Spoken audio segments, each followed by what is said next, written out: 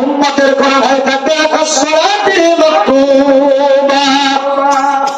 নবীজি বলে যারা কাফের বেঈমান ওরা হাজার হাজার বছর দাঁড়িয়ে থাকবে, 50,000 সানা, ওরা হাজার হাজার বছর দাঁড়িয়ে থাকবে। কিন্তু রাসূল বলেন যারা মুমিন, বলেন যারা কি, যারা কি বলেন, আল্লাহর হাবিব বলেন যারা মুমিন, তাদের কাছে যারা মনে হবে ফরজ নামাজ পড়তে যে কয় মিনিট সময় লাগে, একজন মুমিনের কাছে হাজার হাজার বছরের 3টা 5 ওয়াক্ত নামাজ পড়ার সমান মনে হবে। আল্লাহু আকবার। কথাটা একটু মাপেন না, কোথায় হাজার বছর 5 ওয়াক্ত নামাজ পড়তে কয় মিনিট সময় লাগে? সব দিয়ে আর 4 রাকাত নামাজ পড়তে 5 মিনিট লাগে। বলেন বলেন 5 মিনিট। সর্বোচ্চ যদি ভালো করে পড়ে তাহলে 8 মিনিট বা 10 মিনিট। আবার কোনো কোনো লোকের 6 মিনিটও লাগে, আবার কারো 3 মিনিটও লাগে, আবার কোনো কোনো শেষ করে 1.5 মিনিটও লাগে। কি পড়া হয়ে যায়? আল্লাহ হাবিব বলেন ওই কিয়ামতের ময়দানে, ঠিক আছে, ওই হাসরের ময়দানে কেউ যখন কাউকে চিনবে না, এবার সহজ করে না। ও বাসার ভাইরা, আপনারা একটু মেহরবানি করে যদি কথা না বলেন তো আসতে বলেন, আমাদের জন্য সুবিধা হবে ইনশাআল্লাহ। শুকরিয়া, জাযাকুমুল্লাহ। আল্লাহ রাসূল বলেন কঠিন এই দিনে কেউ যখন কারো উপকার আসবে না, রাসূল বলেন তখন 3 শ্রেণীর মানুষেরা গুনাহগারকে টেনে ধরে জান্নাতের ভিতরে নিয়ে যাবে। সুবহানাল্লাহ। ওই কঠিন সময় 3 শ্রেণীর মানুষ গুনাহগারকে টেনে কোথায় নেবে বলতো ভাই? কোথায় নেবে বলেন? সেই 3 শ্রেণী কারা? আল্লাহ রাসূল বলেন 1 নম্বরে আল আম্বিয়া, 1 নম্বরে সেদিন হাসরের ময়দানে গুনাহগারদেরকে সুপারিশ করবেন একজন নবী, সমস্ত নবীরা। আর সব নবীদের আগে সুপারিশের কার্যক্রম শুরু করবেন আমাদের নবী মুহাম্মদ রাসূলুল্লাহ সাল্লাল্লাহু আলাইহি ওয়াসাল্লাম। আমার আপনার নবী সবার আগে সুপারিশ শুরু করবেন, অনুমতি কে দেবে? তাই না? কে দেবে? এখানে একটা মজার কথা আছে, পয়েন্টটা আমাদের দেশের সঙ্গে মিলায় নেবেন। প্রথমে একটা মানুষ যাবে বাবা আদমের কাছে। কোন আব্বার কাছে? আদম। ক্লান্ত মানুষ কথা আসতে পায়। কোন আব্বার কাছে? আদম আলাইহিস সালাম। আদম আলাইহিস সালাম আমাদের কি আব্বা, কি পিতা? হয় না? কি পিতা? ওয়ালাকাদ কাররামনা বানি আদম। তিনি মানব জাতির আদি পিতা। আদমের কাছে গিয়ে বলবেন আব্বা জান, আপনি বাঁচান। আর আমরা দাঁড়ায় থাকতে পারবো না। আদম বলবেন আজকে আল্লাহর সামনে আমি কোনো কথাই বলতে পারবো না, অসম্ভব, আমি কথা বলতে পারবো না। তারা যাবে নূহ নবীর কাছে, তিনি জাতির দ্বিতীয় পিতা। নূহ স্বীকার করবে, নূহ বলবেন তোমরা ইব্রাহিমের কাছে যাও। প্রশ্ন করি বলেন ইব্রাহিম আলাইহিস সালাম মনে আমাদের কি পিতা? সবাই তো কইলেন না, ঘটনা কি? ইব্রাহিম কার কার জাতির পিতা? একটা বিতর্কের সমাধান দিয়েছি, হাত হইতেছি তারা।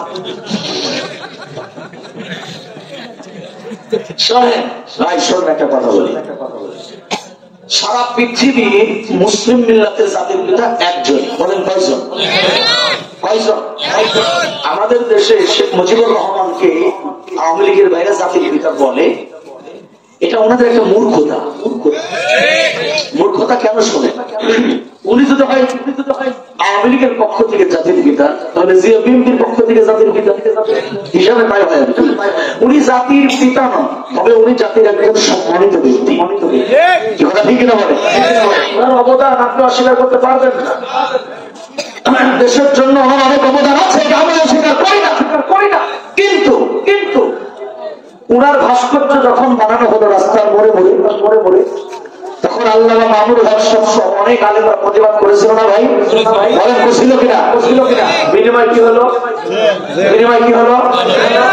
জেলে দিল, ধর্ষণের মামলা দিল, কলার ধরে ঝাঁকি দিল, গাড়ি ধরে টান দিল, অপমান করলো, 3টা বছর তারে কষ্ট দিল। সেই সাথে আমির হামজা ভাই গেল, মাহমুদ হাসান কুনবী গেল, আমাদের ছোট রফিকুল ইসলাম মাদানি গেল, অনেক আলেমরাই তখন জেলে গেল। কথা ঠিক না? এই যে আলেমরা বলেছিল ভাস্কর্য বানিও না, এটা হারাম, পূজা করা শিরিক, এই কথার বিনিময় তাদেরকে জেলে দেওয়া হলো, আর রাস্তার মোড়ে মোড়ে কি হলো? মূর্তি তৈরি করা হলো। বিনিময় কি হলো? আলেমদের কথা না শুনে মূর্তি তৈরি করার কারণে সেই মূর্তির মাথার উপরে প্রস্তাব করেছে। এই যে বাবা ভাস্কর্যের উপরে প্রস্তাব করলো, এর জন্য জাতি দায়ী নয়, এর জন্য মেয়েটাই দায়ী। কথা বলেন ঠিক কিনা? আর বাড়াবাড়ির কারণে শেখ মুজিবুর রহমান বিতর্কিত হয়েছে। কথা ঠিক কিনা বলো? তাই উনি আমাদের জাতির পিতা নন, উনি সম্মানিত ব্যক্তি, ওনাকে সম্মান করি, শ্রদ্ধা করি। সম্মান যার যেখানে রাখা দরকার সেখানেই থাকো। আমরা কখনো মায়ের সম্মান মাথায় উঠাতে চাই না।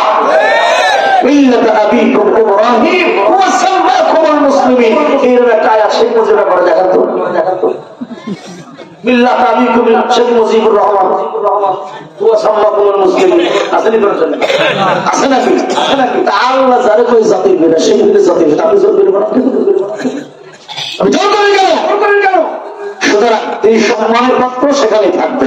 জাতির পিতাকে আবার পায় না, উনি তো বাঙালি জাতির পিতা। কেন? সারা পৃথিবীর মুসলমানদের জাতির পিতা একজন, আমরা মুসলমান, আমাদের একজন, আমাদের দুইজনের দরকার নাই। ঠিক না বলে?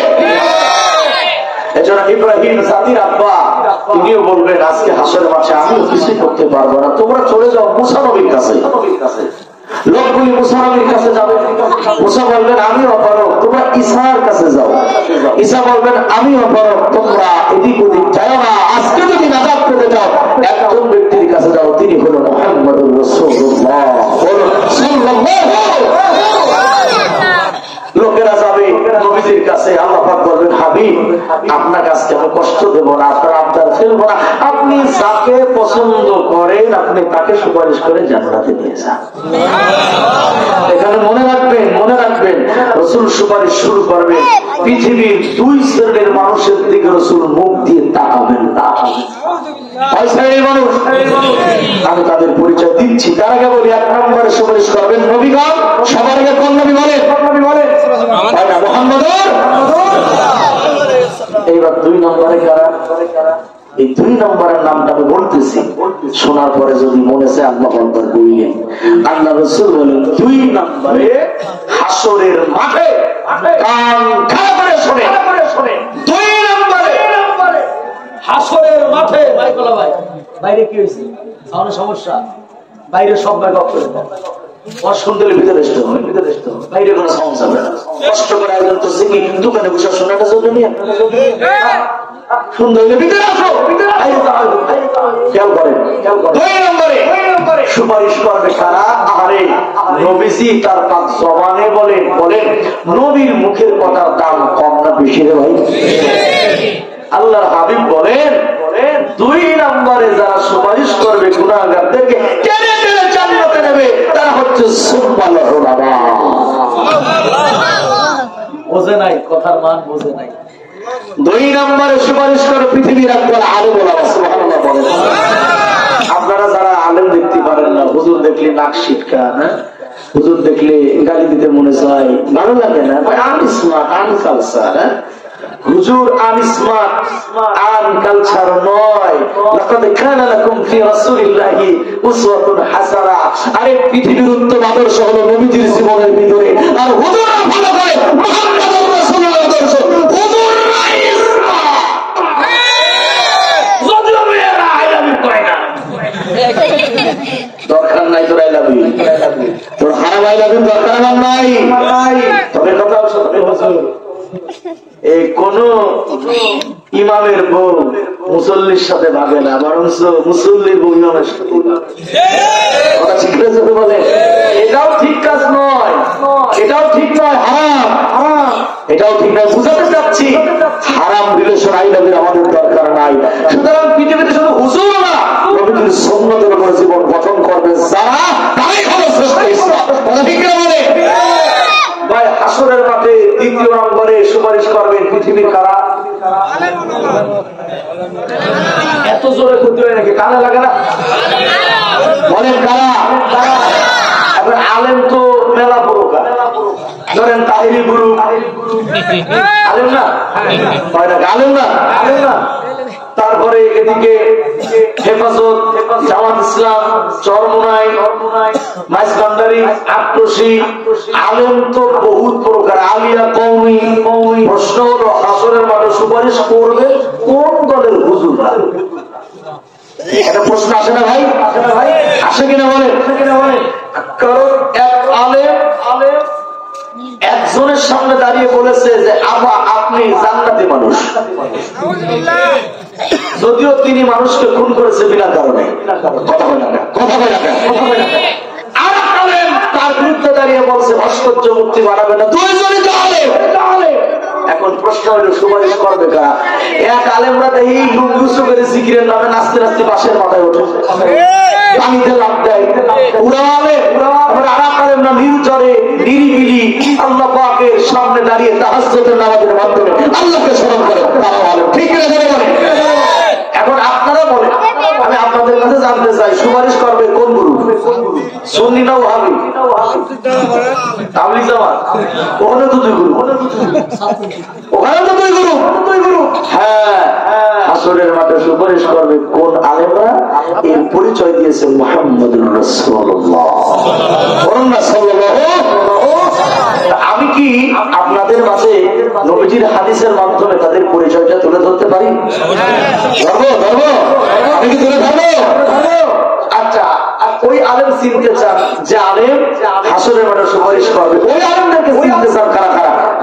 দেখেন তো, মাশাআল্লাহ, সবাই চিনতে চায় সুপারিশ করবে কারা? হাত নামান। পরিচয় দিচ্ছি, তার আগে বলি সবাই সুপারিশ পাবে, পৃথিবীর দুই দল সুপারিশ পাবে না। কয় দল? কারা কারা? জানেন না? ভালোই বুঝছে। পৃথিবীর দুই দল পাবে না সুপারিশ। যদি সেই দলে থেকে থাকেন এখনই বেরিয়ে যেতে হবে। বলবো? ভয় পাচ্ছেন? বলবো? এক নম্বরে ওই দল সুপারিশ পাবে না। ওই দল বলতেছি কোন দল?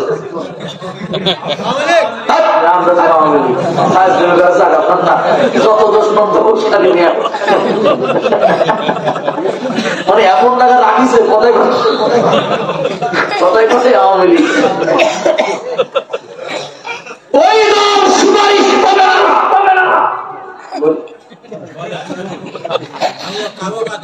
আবার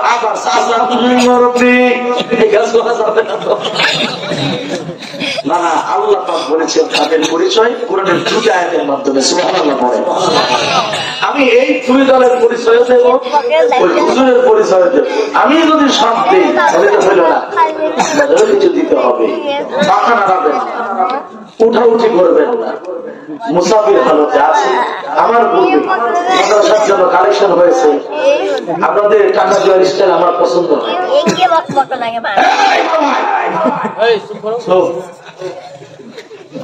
মাদ্রাসার পক্ষে আমি একটু আবদার করবো, কালেকশন আবদার। মুসাফিরের দোয়া তো কবুল হয়, মাথা নাড়াবেন না, কাঁচা নাড়ান, এভাবেই থাকে, পরিবেশ নষ্ট করবেন না।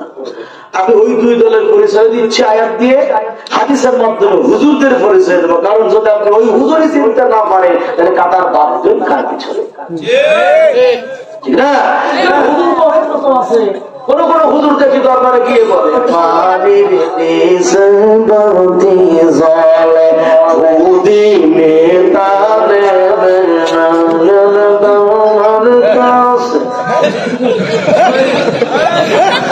আসেনি? হুজুর আছে না? কাছে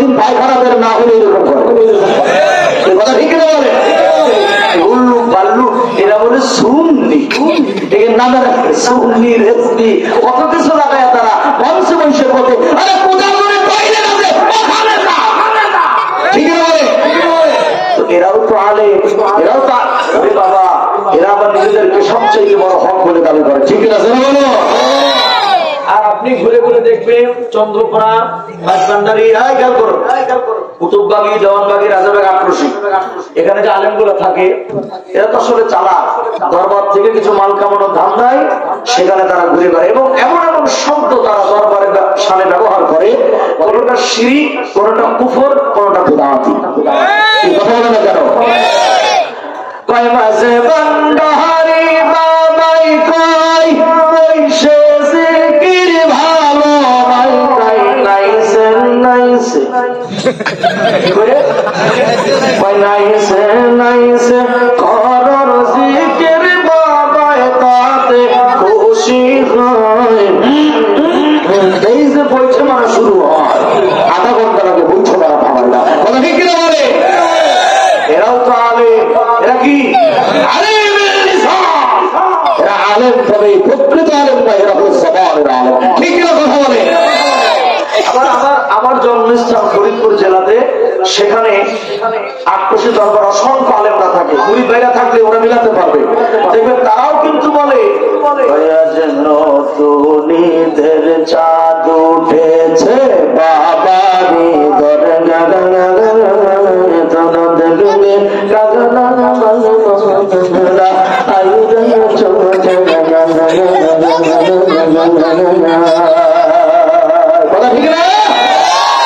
আপনি শুনে থাকেন এইরকমই করে কথা ঠিক না জীবন মাদন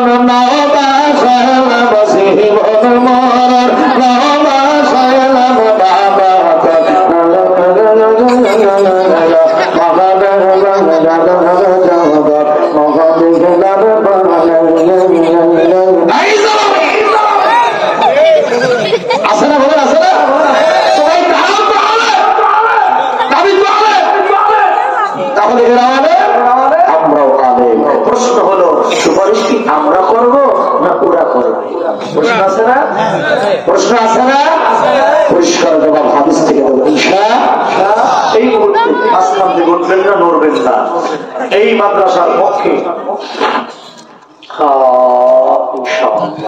আচ্ছা আমাদের যদি সম্ভব হয় স্টেজে একটু চা অথবা গরম পানি কিছু একটা দিলে হালকা পাতলা দিলে হবে আচ্ছা বাকির আমার দিকে তাকান ভাই মাদ্রাসাকে কি সত্যি দিল থেকে ভালোবাসেন হ্যাঁ 20 জনে কইছে বাসি মাদ্রাসাকে ভালোবাসে এই মাদ্রাসার বয়স কত বছরের ভাই